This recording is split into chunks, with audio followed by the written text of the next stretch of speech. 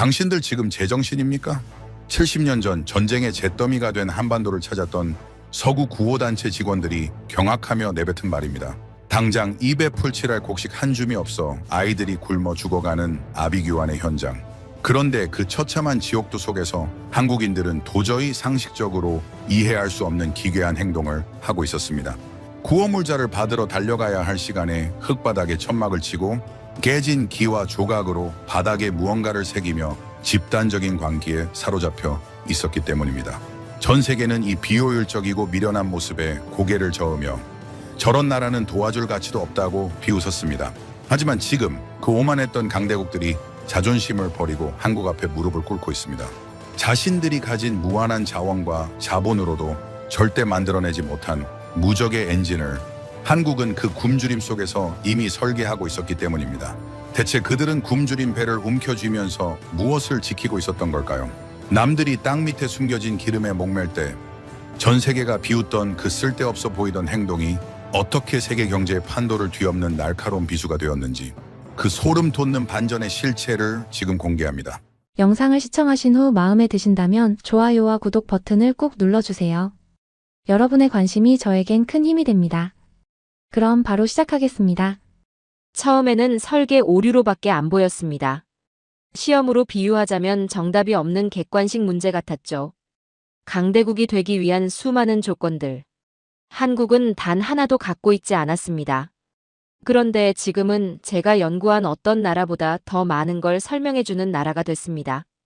저는 하버드 케네디 스쿨에서 국제정치경제학을 가르치고 있는 존 메카시입니다. 미 재무부 정책자문, IMF 개발 전략 자문을 거쳤고 글로벌 성장 모델을 연구해왔죠. 오늘 강의 주제는 하나입니다. 국가의 번영은 무엇으로 결정되는가?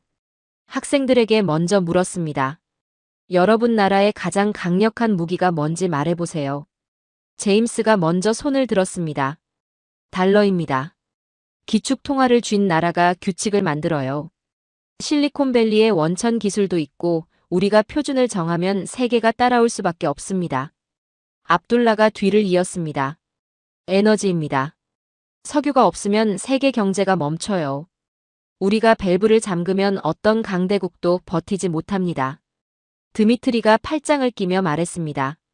영토죠. 러시아의 전략적 깊이는 나폴레옹도 히틀러도 뚫지 못했어요. 공간 자체가 힘입니다.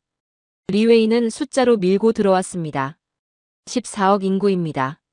내수 시장 규모 앞에서 세계 어떤 기업도 우리를 무시하지 못해요. 다 맞는 말입니다. 달러, 석유, 영토, 인구. 국가 경쟁력을 논할 때 빠지지 않는 조건들이죠. 그런데 저는 이렇게 되물었습니다. 베네수엘라는 석유 매장량 세계 최상위권이었습니다. 한때 남미에서 1인당 소득이 가장 높았던 나라였고 그 풍요가 영원할 것처럼 보였죠. 그런데 유가가 한번 흔들리자 국가 전체가 무너졌습니다. 지금 베네수엘라 사람들은 끼니를 걱정합니다. 압둘라의 표정이 굳었습니다. 아르헨티나는 20세기 초 세계 5위권 경제였습니다. 농업 자원이 풍부했고 유럽 이민자들이 만들어낸 인프라도 탄탄했죠. 조건만 보면 지금쯤 선진국 최상위에 있어야 했습니다. 그런데 경제 위기가 주기적으로 터졌고 지금도 반복되고 있습니다. 나이지리아는 아프리카 최대 인구의 막대한 석유까지 가졌습니다. 젊은 인구 구조는 어떤 경제학자가 봐도 탐나는 조건이었죠. 그런데 그 젊음이 지금 어디 있습니까? 산업은 다각화되지 못했고 청년들은 일자리를 찾아 나라를 떠나고 있습니다. 인구는 숫자가 아니라 생산성이에요. 젊은 인구는 잠재력일 뿐 그 자체로 성장 엔진이 되지는 않습니다. 러시아는 어떻습니까? 세계 최대 영토의 에너지 강국이고 핵을 보유한 군사 대국이죠. 드미트리가 자랑스러워하는 그 전략적 깊이. 그런데 러시아의 경제 규모는 훨씬 작은 나라인 한국보다도 작아요. 드미트리가 입을 열려다 멈췄습니다. 넓은 땅이 미래를 만들어주지는 않는다는 뜻이에요. 제임스도 압둘라도 드미트리도 리웨이도 아무 말이 없었습니다. 제가 내린 결론은 이겁니다. 조건은 출발선입니다. 시스템은 운명이에요. 자원이 있으면 혁신할 이유가 줄어들고 쉽게 벌면 어렵게 만들 이유가 사라집니다. 조건을 가진 나라들이 왜 그 조건을 살리지 못하는지 이제 패턴이 보이기 시작하죠. 그렇다면 이제 반대 방향에서 접근해 보겠습니다.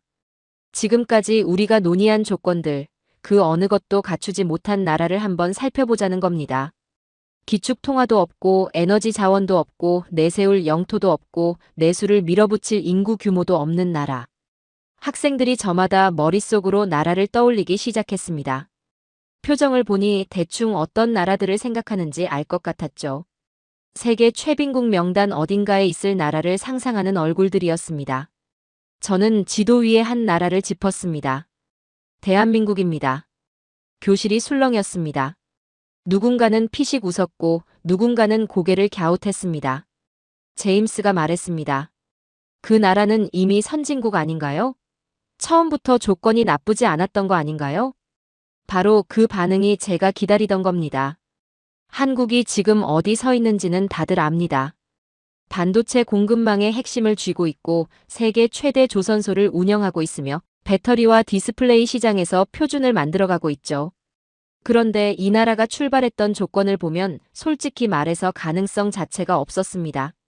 에너지는 전량 수입이고 자원은 없고 국토는 좁았고 인구도 적었죠. 분단된 채로 주변에는 중국, 일본, 러시아라는 세계 최강의 이웃들이 포진해 있죠. 내수로 밀어붙이기엔 인구도 부족하고 통화는 기축 통화와는 거리가 멀었습니다. 이 나라가 가진 조건으로 경제 모델을 설계하라고 하면 어떤 전문가도 낙관적인 전망을 내놓기 어렵습니다. 그렇다면 한국은 도대체 무엇으로 여기까지 왔느냐는 질문이 남습니다. 자원이 없으면 수입해야 합니다. 수입하려면 외화를 벌어야 하고 외화를 벌려면 팔 것이 있어야 합니다. 팔 것을 만들려면 기술이 필요하고 기술을 만들려면 결국 사람이 필요하죠. 한국은 그 논리에 끝까지 밀고 들어갔습니다. 선택이 아니었어요. 생존이었습니다. 자원이 없으니 사람에게 올인할 수밖에 없었고 사람에게 올인하기로 결정한 순간부터 이 나라는 완전히 다른 방향으로 달리기 시작했습니다. 높은 학업 성취도, 극단적인 교육 몰입, 부모 세대의 전폭적인 투자, 집단적 규율 문화, 위기가 올 때마다 오히려 강화되는 학습 본능. 이 조각들이 따로따로 보이지만 사실은 하나의 체제입니다. 자원을 가진 나라는 많습니다. 그런데 자원 대신 인간의 가능성을 끝까지 밀어붙인 나라는 드물어요. 지능은 재능이죠. 근면성실은 문화입니다. 그런데 이 두 가지가 국가 단위로 결합되면 그건 체제가 됩니다. 노력하는 천재는 개인이면 전설이고 국가면 문명입니다. 한국은 바로 그 문명을 만들어냈습니다. 그렇다면 이 집착은 어디서 시작된 걸까요? 왜 한국인은 공부를 생존처럼 여겼을까요? 왜 부모는 자신을 소모하면서 자식을 밀어올렸을까요? 왜 전쟁 중에도 교실은 멈추지 않았을까요? 이 질문의 답은 현대가 아니라 훨씬 더 오래된 곳에서 시작됩니다. 한국의 교육열을 처음 접하는 외국인들은 대부분 이렇게 말하죠. 한국 사람들은 원래 공부를 좋아하는 민족인가 봐요. 틀렸습니다. 좋아서 한 게 아니죠. 공부가 신분을 결정하는 유일한 무기였기 때문에 한 겁니다. 이 차이가 중요하죠. 취미로 하는 공부와 생존으로 하는 공부는 밀도가 다르고 지속성이 다르고 결과가 완전히 다릅니다. 한국의 교육열은 산업화 이후 정부 정책으로 만들어진 게 아니죠. 훨씬 더 오래된 곳에서 시작됐습니다. 조선시대로 거슬러 올라가야 하죠. 조선은 신분 사회였습니다. 태어난 집안이 운명을 결정하는 구조였죠. 유럽의 중세 봉건제, 인도의 카스트 제도와 비슷하다고 보면 됩니다. 귀족은 귀족으로, 평민은 평민으로 태어나는 거죠. 그런데 조선에는 다른 나라에서 찾아보기 힘든 독특한 통로가 하나 열려 있었습니다. 과거 시험이죠. 쉽게 말하면 국가가 주관하는 관리 선발 시험입니다. 땅도 없고 배경도 없고 재산도 없는 사람이 오직 공부 하나로 신분의 벽을 넘을 수 있었죠. 서구에서 귀족의 자식이 귀족이 되는 동안 한국은 가난한 집 자식이라도 경전을 통달하고 문장력이 뛰어나면 하루아침에 최고위 관직에 오를 수 있는 시스템을 가지고 있었습니다. 심지어 왕의 자식조차 함부로 끼어들 수 없는 엄격한 시험 절차였죠. 수백 년에 걸쳐 한국인들에게 하나의 믿음이 새겨졌습니다. 공부만이 유일하게 공정한 승부처라는 믿음이죠. 제임스가 손을 들었습니다. 그럼 미국의 아메리칸 드림이랑 비슷한 거 아닌가요? 비슷해 보이지만 결정적으로 다르죠.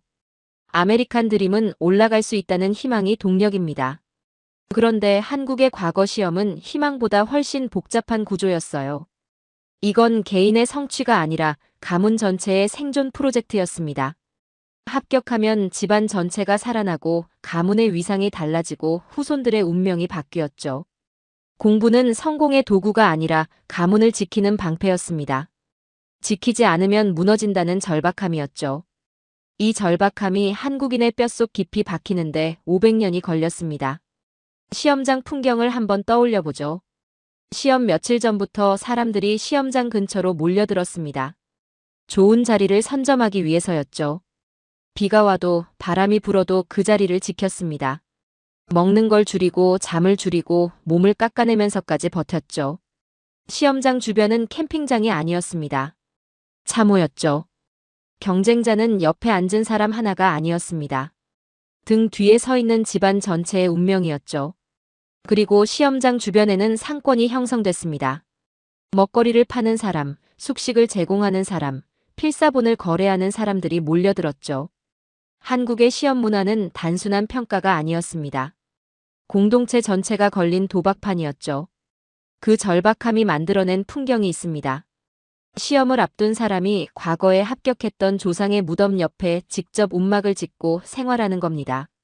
조상의 기운을 받겠다는 거죠. 압둘라가 피식 웃었습니다.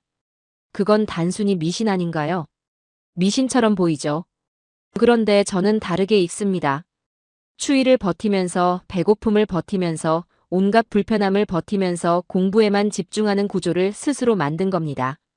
집안 전체가 숨을 죽이고 뒷바라지했고 마을 전체가 묵인하고 지원했죠. 이건 미신이 아니에요. 절박함이 만들어낸 의식이죠. 시험은 신 앞에 서는 심판이었고 합격은 가문의 부활이었습니다. 공부는 개인전이 아니었죠. 가족전이었습니다. 이 집착의 깊이를 보여주는 또 다른 장면이 있죠. 세종대왕 이야기입니다. 미국으로 치면 건국의 아버지들 중 가장 위대한 인물 정도로 생각하면 되죠. 조선 역사상 가장 존경받는 왕입니다. 이 사람의 독서 방식이 압도적이었죠. 한 권을 100번, 1000번 반복해서 읽었습니다. 단순히 내용을 아는 게 목표가 아니었죠. 지식이 몸에 새겨질 때까지 반복하는 거였습니다. 심지어 아버지인 태종이 책을 강제로 압수한 적이 있죠. 공부를 너무 많이 해서 건강을 해칠 지경이었거든요. 왕이 될 사람의 책을 아버지가 강제로 빼앗아야 할 정도였으니 이 나라에서 공부가 어느 수준의 집착이었는지 감이 오시죠? 1000번 읽기는 재능을 증명하는 방식이 아니었습니다. 체력을 증명하는 방식이었죠. 한국의 공부는 영감이 아니라 공정입니다. 머리가 좋아서 도달하는 게 아니라 끝까지 해서 도달하는 방식이죠. 그 집착은 육체를 통제하는 수준으로까지 발전했습니다. 졸음이 오면 송곳으로 허벅지를 찌르는 거죠. 리웨이가 인상을 찌푸렸습니다. 공부하다가 자기 몸을 찌른다고요? 그렇습니다. 잠을 쫓기 위해 스스로 고통을 유발하는 거죠. 정신력으로 버티는 게 아니라 육체를 직접 통제해서 학습 시간을 확보하는 방식입니다. 배움은 편안한 행위라는 전제 자체를 한국은 거부했죠. 스스로를 통제할 줄 아는 집단은 강합니다. 그런데 빛조차 없는 환경에서는 어떻게 했을까요? 기름값이 없어 등불을 켤 수 없는 시대가 있었죠. 그래서 반딧불을 잡아 모아 그 빛으로 책을 읽었습니다. 겨울에는 눈밭에 반사된 달빛으로 읽었죠. 눈이 상해도 멈추지 않았습니다. 석유가 없으면 눈을 태웠고 전기가 없으면 밤을 쪼갰죠. 그리고 이 문화에는 부모가 있었습니다. 글을 읽지 못하는 어머니가 아들이 밤새 책 읽는 소리를 등불 삼아 바느질을 했죠. 지식이 아들 개인의 것이 아니라 가족 전체의 생존 도구로 작동하는 장면입니다. 부모는 관객이 아니라 선수였죠. 그리고 책 한 권을 끝까지 다 읽으면 마을 전체가 잔치를 벌였습니다. 단순한 축하가 아니었죠. 지식이 이 집안을 살릴 수 있다는 믿음의 의식이었습니다. 책이 귀하던 시대에 책 한 권을 완독했다는 건 신분 상승의 가능성이 열렸다는 신호였죠. 오늘날 한국에서 대입시험이 단순한 시험 이상의 권위를 갖는 이유가 바로 여기 있습니다. 과거 시험의 현대판 버전이기 때문이죠. 수백 년간 켜켜이 쌓인 그 믿음이 지금도 살아있는 겁니다. 드미트리가 말했습니다. 결국 한국인은 원래부터 특별한 민족이라는 말인가요? 아닙니다. 정반대죠. 한국인은 원래부터 특별해서가 아니라 특별하지 않으면 살아남을 수 없는 구조 속에서 살아온 겁니다. 독종은 DNA가 아니에요. 구조의 유전이죠. 자원이 없으니 사람이 자원이 되었고 사람을 자원으로 만들기 위해 공부는 종교가 됐습니다. 그런데 이 독종의 기질이 단지 개인의 출세욕이었다면 외부의 거대한 압력 앞에서 꺾였어야 했죠. 나라를 빼앗기고 언어를 빼앗기고 이름까지 빼앗기려 했을 때 이 집착은 어떻게 반응했을까요? 꺾이기는커녕 무기가 됐습니다. 총과 땅은 빼앗길 수 있습니다. 그런데 머릿속에 든 것은 빼앗기가 어렵죠. 1910년 일본이 한반도를 집어삼켰습니다. 군사력으로는 저항하기 어려운 상황이었죠. 그런데 한국은 무기력하게 앉아있지 않았습니다. 총 대신 다른 전선을 열었죠. 그 전선의 이름은 교육이었습니다. 일본의 목표는 처음부터 땅만이 아니었습니다. 더 정밀하고 더 치명적인 목표가 있었죠. 이름을 바꾸고 언어를 바꾸고 교육을 통해 사람의 내부를 바꾸는 것이었습니다. 조선인이라는 정체성 자체를 지워버리는 거였죠. 학교는 지식을 전달하는 기관이 아니라 사람을 새로 찍어내는 공장으로 기능했습니다. 제임스가 미간을 찌푸렸습니다. 언어를 바꾸는 게 총칼보다 더 위험하다는 건가요? 정확합니다. 총을 겨누는 점령은 눈에 보이죠. 저항할 대상이 명확합니다. 그런데 언어를 바꾸는 점령은 천천히 내부를 무너뜨려요. 저항할 대상이 보이지 않죠. 아이들이 학교에서 일본어로 생각하기 시작하면 그 세대는 이전 세대와 단절됩니다. 단절이 두 세대만 이어지면 민족의 기억이 사라지기 시작하죠. 일본은 그걸 노렸습니다. 땅을 빼앗는 건 시작이었고 다음 세대의 기억을 빼앗는 게 진짜 목표였죠. 그런데 한국은 거기서 밤을 열었습니다. 야학이죠. 낮에는 생계 노동을 하고 밤에 배우는 겁니다. 장소는 교회 구석, 창고 한켠, 뒷골목 사랑방, 공장 기숙사 끝방이었죠. 조명은 등잔이나 촛불이 전부였습니다. 교재는 낡은 공책이거나 손으로 베껴 쓴 글이었고 돌려가며 읽었죠. 수업 방식은 크게 소리내어 읽기였습니다. 글자를 눈이 아니라 몸에 새기는 방식이었죠. 그런데 이 야학에는 항상 공포가 따라다녔습니다. 사람이 모이면 의심받는 시대였거든요. 창밖에 발소리가 들리면 수업이 멈췄습니다. 서로 눈빛으로 신호를 주고받았죠. 교재를 바닥에 숨기고 아무 일 없었다는 듯 앉아 있어야 했습니다. 누군가 신고하면 그날로 끝이었죠. 그 공포를 감수하면서도 밤마다 사람들이 모인 이유는 단 하나였습니다. 그를 알아야 속지 않는다. 그를 알아야 빼앗기지 않는다. 야학은 학교가 아니었습니다. 낮에 빼앗긴 존엄을 밤에 되찾는 장소였죠. 지식의 비밀 기지였습니다. 그리고 어머니들이 움직이기 시작했죠. 부녀야학입니다. 여성에게 교육 기회가 철저히 제한된 시대였습니다. 그런데도 그를 배우려는 의지가 폭발했죠. 아이를 재우고 몰래 집을 나서는 어머니들이 생겨났습니다. 손에 잉크를 묻히고도 다음날 새벽이면 다시 일터로 향했죠. 남편과 시댁의 반대가 있었습니다. 여자가 글 배워서 뭐 하냐는 조롱도 있었죠. 그래도 배우는 이유는 하나였습니다. 내 자식만은 빼앗기지 않게 하려고. 어머니가 글을 배운 순간 가정은 작은 국가가 됐죠. 한국에서 어머니는 단순한 보호자가 아니라 교육을 통해 민족을 지키는 병참이었습니다. 일본이 학교를 장악했지만 가정까지는 장악하지 못했죠. 그 가정을 어머니들이 지켰습니다. 그런데 이 시기에 더 조용하고 더 고독한 전쟁이 동시에 벌어지고 있었습니다. 사전을 만드는 전쟁이었죠. 잠깐 왜 사전이 전쟁이 되는지부터 설명해야겠습니다. 언어는 민족 정체성의 운영체제입니다. 컴퓨터로 치면 운영체제가 삭제되면 그 위에서 돌아가는 모든 것이 멈추는 거죠. 단어가 사라지면 사고방식이 바뀝니다. 사고방식이 바뀌면 민족이 내부에서 무너지기 시작하죠. 조선어학회 사람들은 그걸 알고 있었습니다. 그래서 전국에서 단어를 모으기 시작했죠. 지역말, 생활어, 사라져가는 말들을 기록하고 분류하고 뜻을 풀고 예문을 채집했습니다. 말을 주워 담는 사람들이었죠. 압둘라가 말했습니다. 그게 그렇게 위험한 일이었나요? 발각되면 처벌이었습니다. 조직이 무너지면 수집한 자료도 함께 사라지죠. 그래서 자료를 숨기고 나누고 분산했습니다. 어디에 뭘 보관하는지 서로 다 알지 못하게 했죠. 한 사람이 잡혀도 전체가 무너지지 않도록 설계된 구조였습니다. 첩보 작전이 따로 없었죠. 총을 든 독립군은 저기 보입니다. 사전을 만드는 독립군은 저기 보이지 않죠. 그래서 더 무섭고 더 고독했습니다. 그런데 여기서 한 가지 더 짚어야 할 것이 있습니다.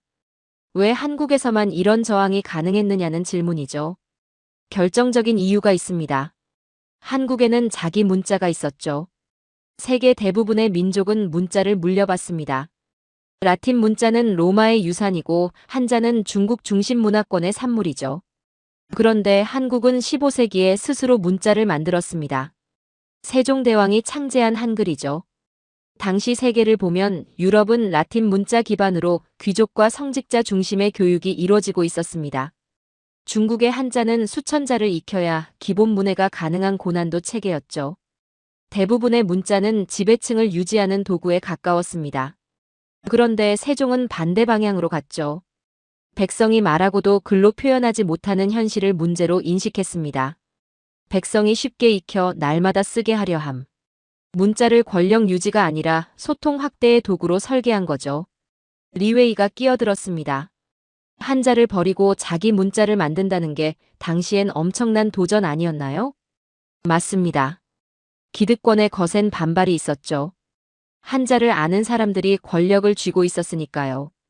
문자가 쉬워지면 그 권력이 분산되죠. 그런데 세종은 밀어붙였습니다. 그리고 이게 수백 년 뒤 결정적인 무기가 됐죠. 한글은 구조 자체가 과학적으로 설계됐습니다. 발음 기관의 형상을 본떠 자음을 만들었죠. 혀의 모양, 입술의 모양, 목구멍의 형태가 글자에 그대로 반영됐습니다. 세계에서 창제 원리가 명확하게 기록된 문자는 극히 드물죠. 한글은 그 드문 사례 중 하나입니다. 문자는 상징이 아니라 설계도였죠. 그래서 야학이 가능했던 겁니다. 낮에 일하고 밤에 배우는 사람들이 단시간에 글을 익힐 수 있었던 것도 한글 덕분이었죠. 어머니들이 빠르게 배울 수 있었던 것도 사전이 만들어질 수 있었던 것도 모두 이 문자 기반이 있었기 때문입니다. 한글은 총보다 싸고 빠르고 전염성이 강한 무기였죠. 일본이 빼앗으려 한 것은 바로 이 무기였습니다. 그래서 한국인들이 목숨을 걸고 지키려 한 것도 이 무기였죠. 드미트리가 말했습니다. 결국 언어를 지킨 게 민족을 지킨 거네요. 정확합니다. 영토를 잃어도 민족이 사라지지 않은 이유는 머릿속 영토를 지켰기 때문이죠. 많은 나라가 총칼로만 독립을 꿈꿨습니다. 한국은 거기에 더해 글자와 지식으로 민족 자체를 유지했죠. 밤마다 촛불 아래 모여 글을 읽던 사람들, 아이를 재우고 몰래 나온 어머니들, 단어를 주워 담으며 사전을 만들던 사람들. 이들이 총 한 자루 없이 민족의 심장을 뛰게 했습니다. 문자를 만든 민족은 드뭅니다. 그 문자를 지키기 위해 목숨을 건 민족은 더 드물죠. 그런데 이 이야기는 여기서 끝이 아닙니다. 이렇게 만들어진 교육의 본능은 총성이 실제로 울리는 상황에서도 멈추지 않았습니다. 전쟁 한복판에서도 사람들은 교실을 세웠죠. 전쟁이 터지면 모든 것이 멈춥니다.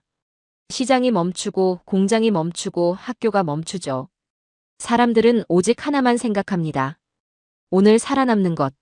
내일은 없습니다. 10년 뒤는 더더욱 없죠. 전쟁 앞에서 미래는 사치입니다. 1950년 6월 북한군이 38선을 넘었습니다. 사흘 만에 서울이 함락됐고 사람들은 가진 것을 챙겨 남쪽으로 내려갔죠. 밥을 챙겼고 옷을 챙겼고 살아남을 수 있는 것들을 챙겼습니다. 그런데 그 피난 행렬 속에서 기묘한 장면이 있었습니다. 배낭 속에 공책과 연필이 들어 있었습니다. 생필품보다 먼저 챙긴 사람들이 있었죠. 제임스가 말했습니다. 그게 말이 되는 상황인가요? 살아남는 게 먼저지 않나요? 맞습니다. 상식적으로는 말이 안 되죠. 그런데 한국 사람들에게 교육은 이미 상식의 영역 밖에 있었습니다. 수백 년에 걸쳐 생존 본능으로 굳어진 것이었죠. 전쟁이 터져도 그 본능은 꺼지지 않았습니다. 여기서 잠깐 생각해 볼 필요가 있습니다. 전쟁 중에 교육을 포기하면 어떻게 될까요? 한 세대가 교육의 공백 속에서 자랍니다. 그 세대가 성인이 되는 시점에 국가는 재건을 시작해야 하는데 정작 재건을 이끌 인재가 없는 상황이 벌어지죠. 전쟁에서 이기고도 다음 세대에서 지는 겁니다. 한국은 그 계산을 전쟁 중에도 하고 있었습니다. 총을 들고 싸우면서 동시에 연필을 놓지 않는 이중전선이었죠. 피난지에 도착하면 사람들은 아이들을 가르칠 공간을 찾았습니다. 학교 건물은 없었습니다. 그래서 만들었죠. 천막을 치고 창고 한켠을 비우고 부두 근처 빈 공간을 썼습니다. 책상이 없으면 바닥이 책상이었고 종이에 큰 글씨로 써서 벽에 붙이면 그게 교재였습니다. 분필이 없으면 수추로 썼고 돌로 썼고 물에 적신 흙으로 글자를 그었죠. 글 아는 어른이 있으면 그 자리에서 선생이 됐습니다. 읽기, 쓰기, 세마기. 이 세 가지만 지키면 됐죠. 시설이 없어서 못한다는 생각 자체가 없었던 겁니다. 시설이 없어도 만드는 게 이 나라의 체질이었죠. 그리고 전시연합대학이 생겨났습니다. 부산 바닷가, 바람이 들이치는 천막 안에서 교수가 강의를 했습니다. 그런데 이게 단순히 민간 차원의 자발적 움직임이 아니었습니다. 정부가 결정을 내렸죠. 전국의 대학생들을 피난지로 불러 모아 연합 강의를 듣게 했습니다. 그리고 군 입대를 유예시켜줬습니다. 총을 들어야 할 청년들에게 펜을 쥐어준 겁니다. 압둘라가 눈을 크게 떴습니다. 전쟁 중에 징집을 밀어가면서까지 공부를 시켰다고요? 그렇습니다. 그 청년들이 어떤 심정이었을지 상상해 보십시오. 전선에서 동료들이 싸우고 있는데 자신은 천막 안에서 강의를 듣고 있는 겁니다. 부채감이 있었죠. 그 부채감이 도끼가 됐습니다. 교재가 없으니 교수의 노트를 돌아가며 필사했고 바닷바람이 천막을 흔들어도 멈추지 않았습니다. 살아있을 때 배우자는 낭만이 아니었죠. 전 세계가 총을 들라고 외칠 때 이 나라는 아이들에게 펜을 쥐어줬습니다. 그것이 훗날 탱크보다 무서운 무기가 될 것임을 이미 직감하고 있었기 때문이죠. 전쟁 중 대학은 지식기관이 아니었습니다. 우리는 미래를 포기하지 않는다는 국가의 선언문이었죠. 리웨이가 말했습니다. 전쟁터 옆에서 대학 강의를 했다는 게 믿기지 않네요. 저도 처음 이 기록을 봤을 때 그랬습니다. 그런데 더 놀라운 게 있었죠. 전쟁 중에 국가 인재 선발 시험을 강행했습니다. 총알이 날아다니는 상황에서 시험장에 줄을 선 사람들이 있었죠. 시험장 앞에 선 사람들의 손이 떨렸습니다. 긴장 때문이기도 했고, 추위 때문이기도 했고, 어제 옆에서 누군가 죽었다는 소식을 들은 두려움 때문이기도 했죠. 그래도 시험은 진행됐습니다. 국가가 흔들리는 상황에서 시험을 강행한다는 건 단순한 행정 절차가 아니었습니다. 국가가 아직 살아있다는 선언이었고 전쟁 이후를 이미 준비하고 있다는 메시지였죠. 전쟁은 당장의 생존만 보게 만듭니다. 그런데 한국은 그 와중에 10년 뒤, 20년 뒤를 위한 인재를 뽑았죠. 이건 낭만이 아니었습니다. 냉정한 계산이었죠. 미래를 준비한 나라만이 전쟁 이후에도 국가로 남습니다. 내일 죽을지 몰라도 오늘 인재를 뽑는 나라가 결국 이기는 겁니다. 그리고 또 하나의 장면이 있습니다. 미군과 함께 영어 교재들이 들어왔습니다. 영어 사전 한 권을 여러 명이 돌아가며 베껴 썼죠. 외국 기술 문서를 손으로 한자 한자 옮기며 공부했습니다. 당시 한국에는 번역된 기술 자료가 거의 없었습니다. 필요한 지식을 얻으려면 원문을 직접 해독하는 수밖에 없었죠.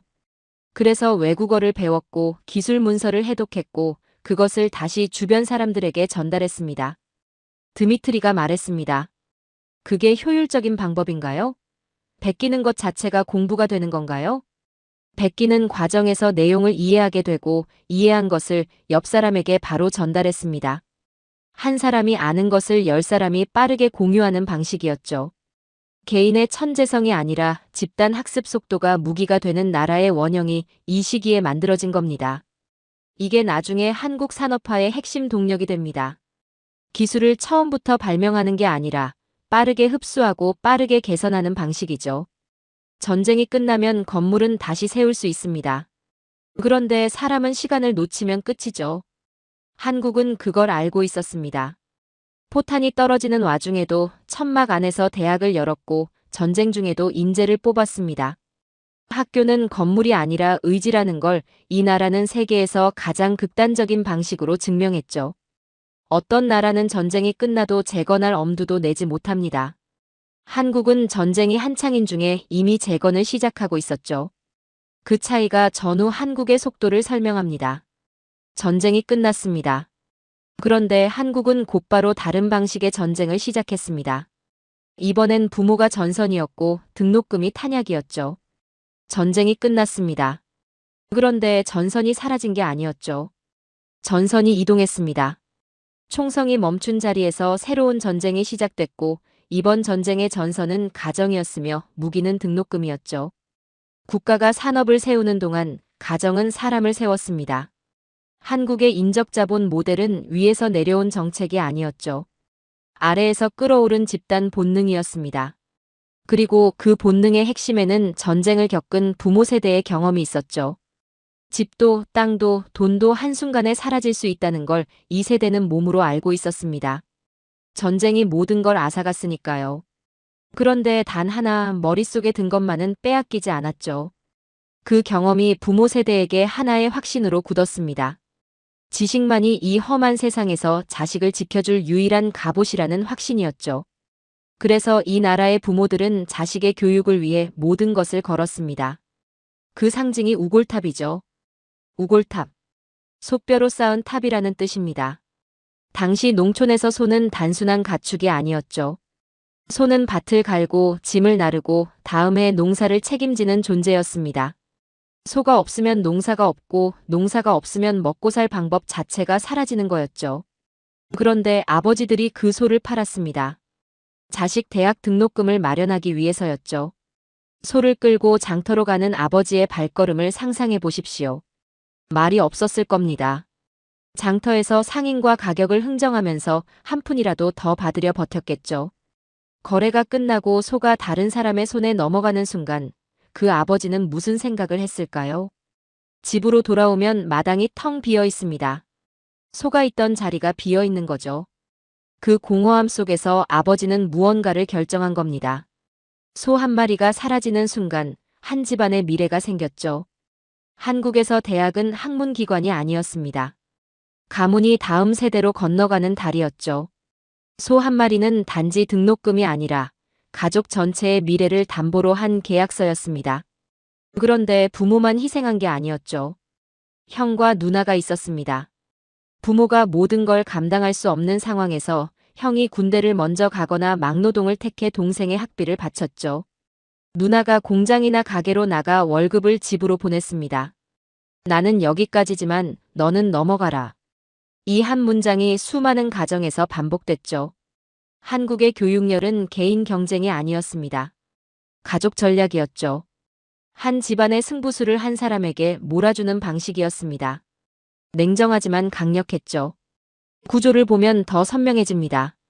부모의 장시간 노동이 현금이 되고 그 현금이 학비와 책값과 하숙비로 전환됐죠. 집안 지출에서 가장 먼저 줄이는 항목은 음식, 옷, 난방이었고 가장 끝까지 지키는 항목은 등록금과 교재비와 시험 접수비였습니다. 부모가 자신의 의료비를 미뤘죠. 치과 치료를 미루고 당장 티가 나지 않는 곳부터 소모했습니다. 세계 대부분의 나라에서 교육 투자는 국가가 하죠. 한국은 가정이 먼저 했습니다.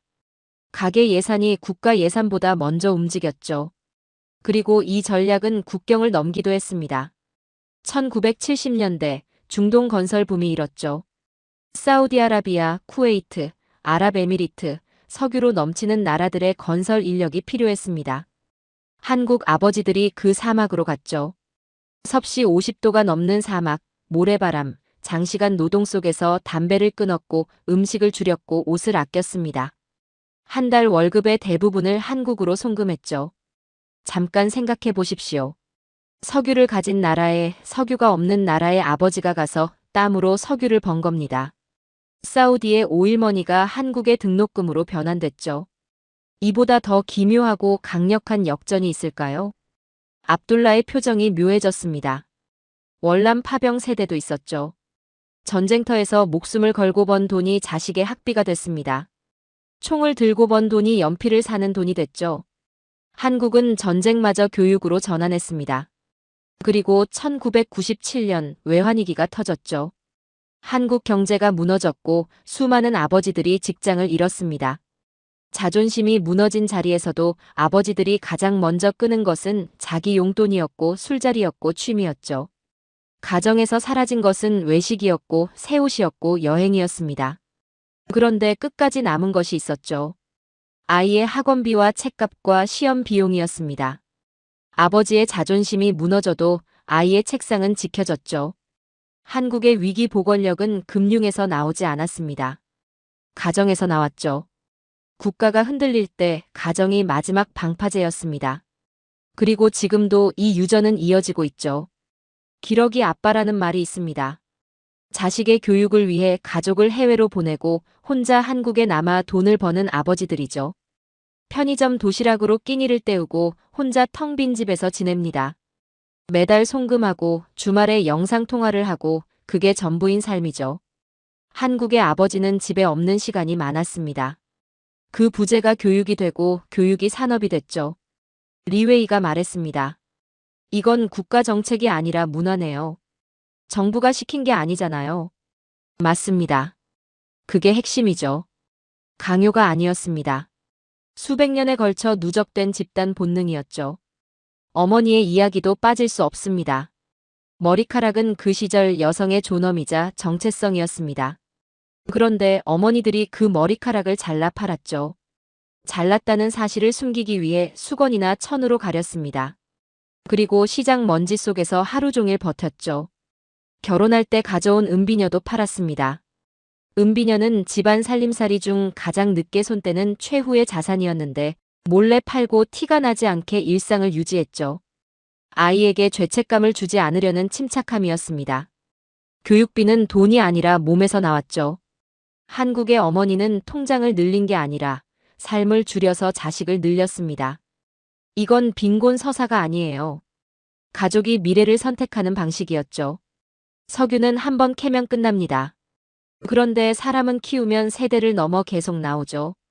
한국은 광산이 아니라 학교를 팠습니다. 그 밤을 비춘 것은 집안의 불빛이 아니라 가로등이었죠. 그렇다면 부모가 연료를 마련했다면 그 연료로 달린 사람들은 어디서 무엇을 했을까요? 낮에는 공장에서 일했습니다. 그리고 밤에는 배웠죠. 수출 시장은 동정이 없었어요. 품질이 기준에 못 미치면 계약이 끊겼고 납기를 못 맞추면 거래처가 사라졌죠. 한국이 세계 시장에서 살아남으려면 선진국의 기준을 맞춰야 했는데 그 격차는 장비의 문제가 아니었습니다. 표준과 습관의 격차였죠. 습관을 바꾸려면 배워야 했고 배우려면 시간이 필요했어요. 그런데 낮에는 공장에서 일해야 했으니 밤을 쓸 수밖에 없었습니다. 낮에는 생산하고 밤에는 스스로를 업그레이드하는 이중시간표가 사회 전체에 깔렸죠. 그런데 이 이중시간표를 단순히 개인의 노력으로만 보면 본질을 놓칩니다. 구조가 있었어요. 공장에서 일하면서 야간 대학을 다니는 사람들이 생겨났습니다. 낮에는 기계 앞에 서고 밤에는 강의실에 앉았죠. 수업료를 내기 위해 밥값을 줄이고 옷값을 줄였어요. 그 절약한 돈을 차곡차곡 모아 한 학기씩 버텼습니다.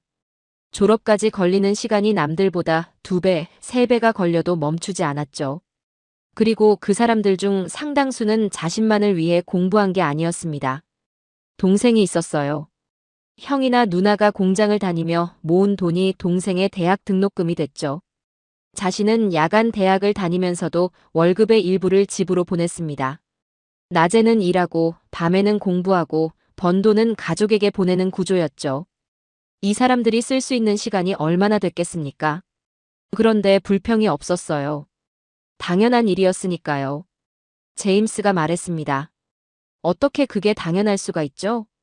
수백 년에 걸쳐 공부가 가문의 생존 전략으로 굳어진 나라에서 가족을 위해 배움을 이어가는 건 선택이 아니라 본능이었습니다. 그 본능이 집단 전체에 퍼져 있었죠. 밤에 공부하려면 공간이 필요했는데 집은 좁았고 가족이 많았고 조용한 공간이 없었어요. 기숙사나 하숙방도 협소했고 유료 공간을 쓸 형편도 아니었죠. 그래서 사람들이 밖으로 나갔습니다. 가로등 아래로 모였어요.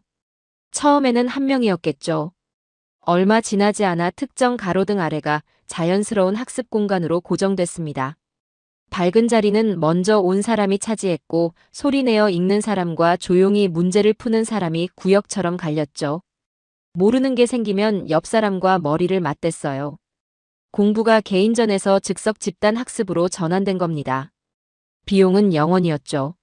한국은 도서관이 부족하자 가로등을 도서관으로 바꿨어요. 시설이 없어서 포기한 게 아니라 시설이 없어도 시스템을 만들었습니다. 그리고 이 학습 욕구는 정규 교육에만 머물지 않았죠. 검정고시가 있었습니다. 단순히 학력을 취득하는 시험이 아니었어요. 공장 현장에서 관리자로 올라가는 문이었고 기술직에서 사무직으로 이동하는 통로였죠. 지금 삶을 바꾸러 왔다는 눈빛으로 시험장에 모인 사람들이 있었어요. 야간 학교와 기술학원도 생겨났습니다. 전기, 용접, 기계, 회계, 영어 기초까지 국가가 다 주지 못하는 교육을 민간과 지역이 메웠고 기능 인력이 빠르게 늘어났죠. 한국은 학교를 기다리지 않았습니다. 학교를 복제했어요. 그런데 사람을 키우는 것만으로는 부족했습니다. 키운 사람이 아는 것을 조직 전체에 퍼뜨리는 방법이 필요했죠. 표준화였습니다. 작업 순서를 문서로 만들고 검사 기준을 수치로 고정하고 불량이 나면 개인 탓을 하기 전에 공정 원인을 분석했어요. 같은 실수를 반복하지 않게 체크리스트로 만들었죠. 결과적으로 공장이 훈련소처럼 기능하기 시작했습니다.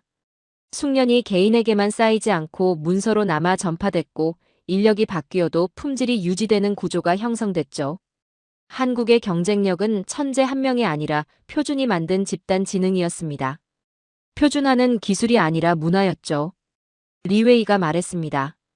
처음부터 독자적인 기술을 개발하기는 어려웠을 텐데 어떻게 기술 격차를 좁혔나요? 3단계가 있었어요. 첫 번째는 따라 만드는 것이었습니다. 외국 제품과 공정을 보고 최대한 그대로 재현했죠. 자존심보다 납기와 품질이 우선이었어요. 두 번째는 이해하는 것이었습니다. 왜 이 재료를 쓰는지, 왜 이 공정 순서인지, 온도와 압력과 시간 같은 변수를 파악했죠. 2단계에서 야간 학습이 폭발했어요. 기술 문서를 읽고 선배에게 원리를 물었고 실패 사례를 기록하고 복귀했습니다. 세 번째는 바꿔 만드는 것이었죠. 비용을 줄이고 효율을 올리는 현장 개선이 연속적으로 누적됐고 작은 혁신들이 쌓여 결국 산업 전체를 바꿨습니다. 한국은 처음부터 혁신국이 아니었어요. 하지만 학습 속도가 빨라서 혁신국이 됐죠. 몰라서 배운다는 것을 부끄러워하지 않았습니다. 대신 빨리 배워서 더 잘 만들었어요. 그리고 이 모든 것을 가능하게 한 것이 집단 복제 능력이었습니다. 작업 현장에서 선배가 후배에게 손으로 직접 가르쳤고 한 사람이 이해한 내용이 다음날 여러 명에게 전파됐죠. 개인의 감각이 문서로 바뀌어 조직 자산으로 저장됐어요. 지식이 대량 생산되는 나라였습니다. 드미트리가 말했습니다. 결국 한국이 빠르게 성장할 수 있었던 건 이 집단 학습 속도 때문이었군요. 그게 핵심이었죠. 한국 산업화의 진짜 상징은 굴뚝이 아니었어요. 가로등 아래 펼쳐진 책장이었습니다. 공장은 제품을 만들었지만 밤은 사람을 만들었죠. 그런데 이렇게 축적된 학습의 집착은 어느 순간 개인의 선택을 넘어섰습니다. 사회 전체의 의례가 됐죠. 매년 11월 한국에서는 기묘한 일이 벌어집니다. 나라 전체가 한 가지 일에 맞춰 움직이죠. 수능날입니다.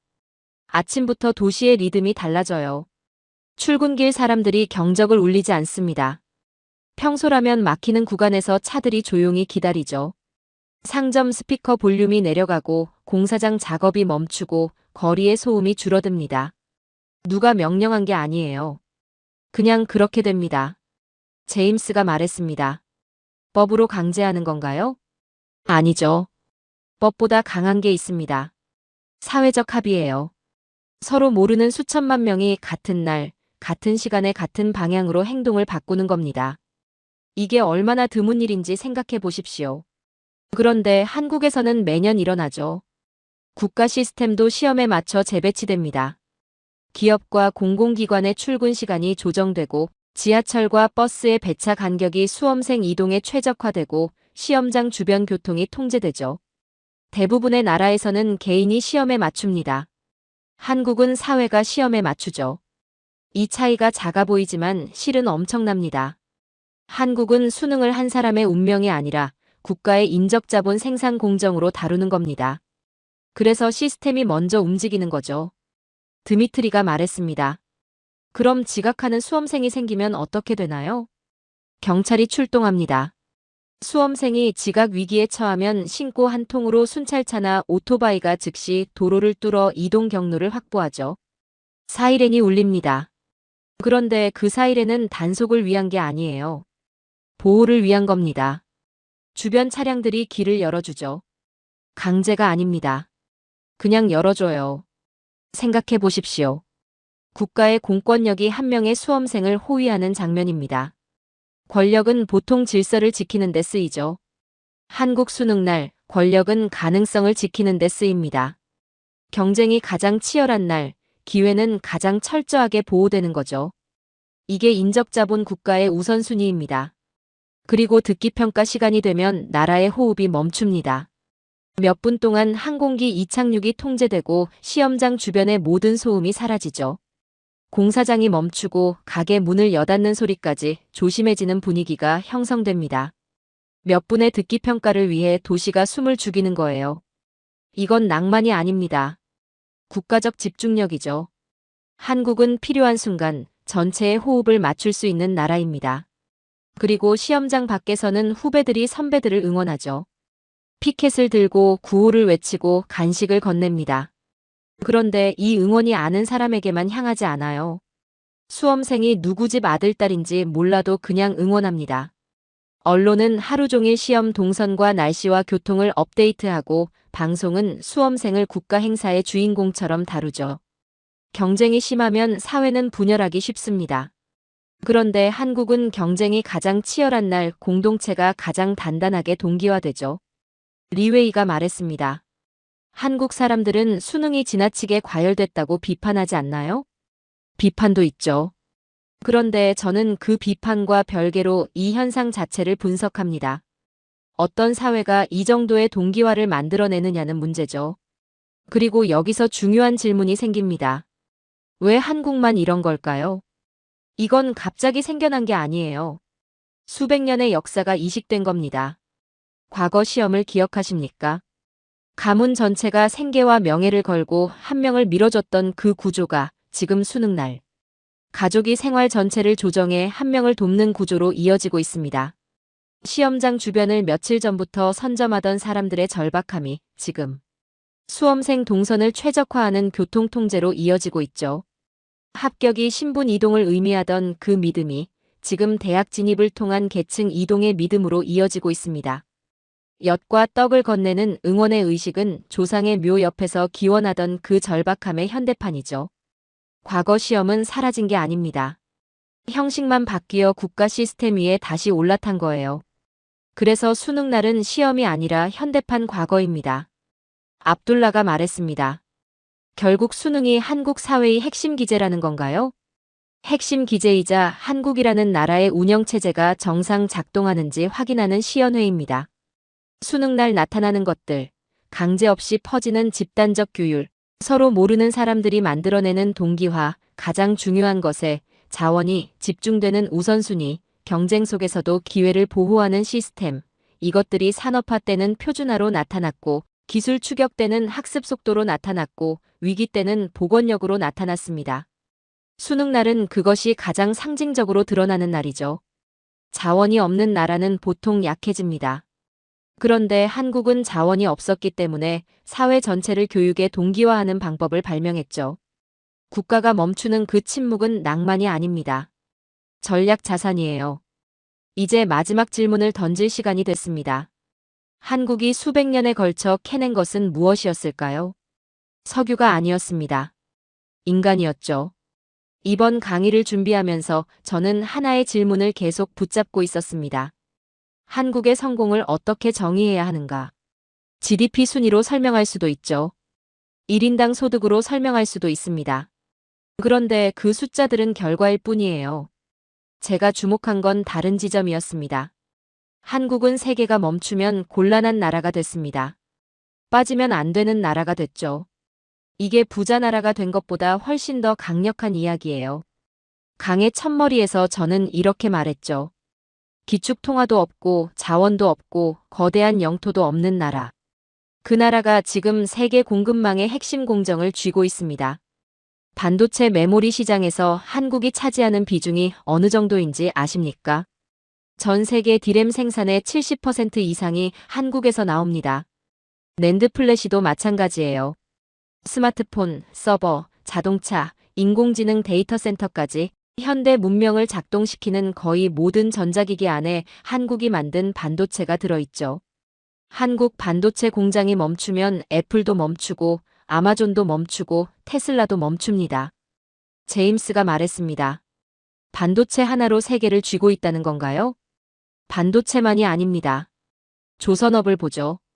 세계에서 가장 크고 복잡한 선박, 액화천연가스, 운반선을 만들 수 있는 나라가 몇 개나 될까요? 한국은 이 분야에서 세계 최고 수준의 기술을 보유하고 있습니다. 전 세계 에너지 수송의 상당 부분이 한국이 건조한 배 위에서 이루어지고 있죠. 원자력 발전소도 있습니다. 한국은 아랍에미리트에 원전을 수출했어요. 설계부터 시공, 운영까지 전 공정을 패키지로 수출한 겁니다. 미국과 프랑스가 수십 년간 쌓아온 영역에 한국이 진입했죠. 배터리 산업도 마찬가지입니다. 전기차 시대로 전환되는 지금 배터리 셀 기술에서 한국 기업들은 세계 최상위권에 있어요. 압둘라가 말했습니다. 그런데 이런 산업들이 어떻게 갑자기 생겨난 건가요? 갑자기가 아닙니다. 지금까지 제가 설명한 모든 것이 이 결과로 이어진 거예요. 과거 시험에서 시작된 학습 집착이 일제 강점기의 저항으로 단단해지고 전쟁 속에서도 꺾이지 않고 부모의 희생으로 연료를 공급받고 가로등 아래에서 기술을 흡수하고 수능날 사회 전체가 동기화되는 그 구조가 결국 세계 공급망의 핵심 공정으로 변환된 겁니다. 메커니즘을 보면 더 선명해지죠. 한국이 이 자리에 오른 데는 4가지 핵심 기제가 있었습니다. 첫째는 극단적 학습 밀도입니다. 공부가 취미가 아니라 생존 루틴이었던 나라에서 기술을 배우는 속도가 느릴 수가 없었죠. 둘째는 집단 동기와 능력이에요. 수능날 도시 전체가 호흡을 맞추는 그 능력이 산업 현장에서는 표준화와 납기 준수로 나타났습니다. 셋째는 집단 복제 능력이죠. 한 사람의 노하우가 개인의 손에서 끝나지 않고 문서화되고 전파되고 조직 자산이 됐습니다. 지식이 빠르게 확산되니 산업 전체의 평균이 올라갔어요. 넷째는 위기에서 꺾이지 않는 복원력입니다. 식민지, 전쟁, 외환위기를 겪을 때마다 한국은 붕괴 대신 재정렬을 선택했어요. 위기가 올 때마다 학습이 가속됐죠. 리웨이가 말했습니다. 그렇다면 다른 나라들도 한국 모델을 따라하면 되지 않나요? 따라하기가 어렵습니다. 정책 하나로 복제되지 않아요. 교육을 체제로 만들려면 사회적 합의가 필요하고 합의는 하루아침에 생기지 않죠. 가족과 공동체와 국가의 우선순위가 같은 방향으로 수백 년 동안 유지돼야 합니다. 위기가 왔을 때 분열 대신 동기화가 일어나야 하고 그 동기화가 반복되면서 사회의 근육이 되어야 해요. 한국은 그 근육을 만드는데 500년이 걸렸습니다. 그래서 한국이 더 무섭죠. 단기간에 만든 게 아니기 때문입니다. 저는 원래 이 나라를 흥미로운 사례 정도로 봤습니다. 그런데 연구를 깊이 할수록 생각이 바뀌었어요. 자원국들을 보십시오.